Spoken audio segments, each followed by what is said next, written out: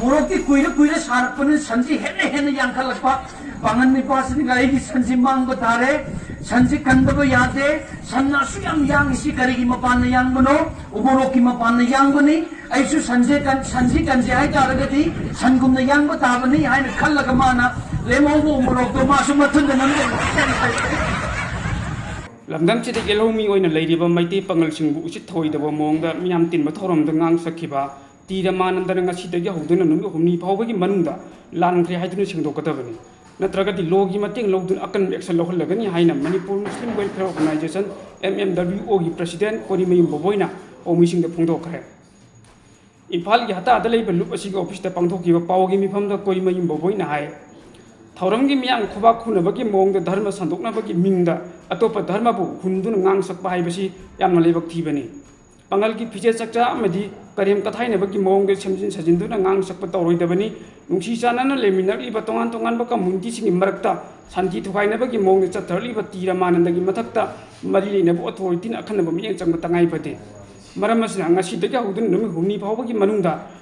मियाम खंगे सिंगदोकदबनी करिमबा highway मतम मसिगी मनुंग सिंगदोरक्तब तारगदी लोगी मतेंग लौदुन अकन एक्शन लखुलगनी हाइनसु Manipur Muslim welfare organization mmwo की प्रेसिडेंट कोरिमयिम बोबोइना फोंदोखी हौजिक मसाना मसाबो तखेलमम रमानंदानी हाइजबा मिसक अमना सोशल मीडिया दा कांगलुप अमगी फिजे चक्सा अमदी सिबु लान उहनबा याबा मौंगा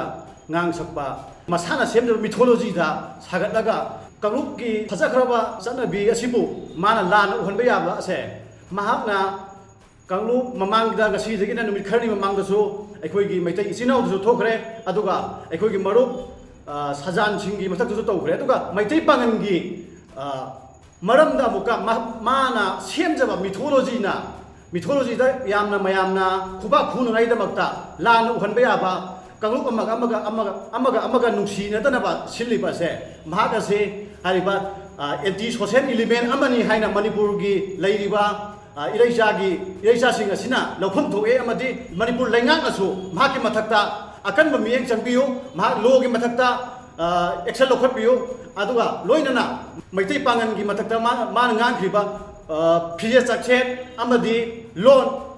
अदुगा अखोइगा लैनरिबा जीव पांबा सिंग लैनरिबा मरी असिबु महाना लान उहनबा याबा तौख्रिबा से अथुब मतमदा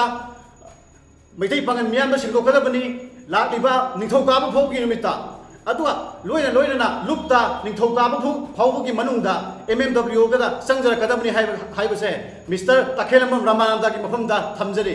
मैतै की खुल्लमा फावरगा सन सि होइरगा लाक्पा ईद मया ओइरमगनी आइना खनबदा चिंगी हैरगना क्रिसमस मया पंगन होइरकपनिना ईद की ओइरमगनी माना संसि सुम ओइरगा लाक्पा कानसिदा लंबीदा संसि कुनख्रबा संसिना कुनख्रदी पाक होगते हाइरिये वजासि नोइ थेंगनरब्रा सन होइबदा थेंगनरे पास्टरना खंगनी मोइना सन खरा तोइ चाबनिना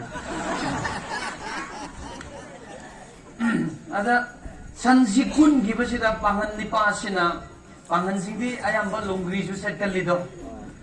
लोंग्री सि ताखलगा माना अकुनब संसि पोरप साजैसिना कनबसी तुम्बा मखै कल्लसु संसि होगलो याद्रबा हा करम दौगद्रा हाइना वखल वारिङैसिदा मैदै निपा मन थुंगालदा थोलगा करि तौरेना हा नहा नंबु संसे कुन ग्रे होगलो याद्रैमि हाइना खुम्बा अदा मैतै निपासिना कदमदगी लाक्पा आइडिया नो मादि संजु तोइनु होइबसु नते माना आइडिया म ब्या दुक लाइदुगो हाय करम दगुदबा हायरगा ओ मथुन द मोरम नमजिलु हाय राइट सिदि चुंगदबा माले हायना पंगन निपासिना सावरगा अनप दुकान दगी मोरोक सि लैरगा मोरोक सिसु चात्रिक की मोरोक मु ओइरमबा याय नत्रा खरेना साबदु लेरप मोरोक तंखाय मान संजिद मथुन जिद नमजिन बकान जिद हक्ता मोरोक की मगुन दिन नोइन खंगिदो नत्रा ngahak lera sarak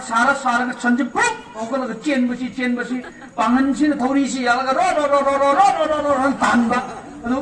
morok ki kuira sarak pun sanji hene yang khalakpa pangan ni pas ni gai ki sanji mang ko tare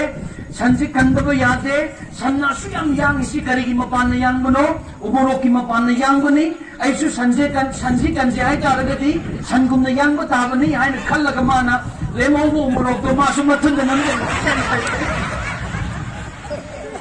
nakal amarom ta tira maran tigi ufam masi manipur ki tongan tongan ma maiti pangal community ki bagi ti akan ba mong kandiam to ngorli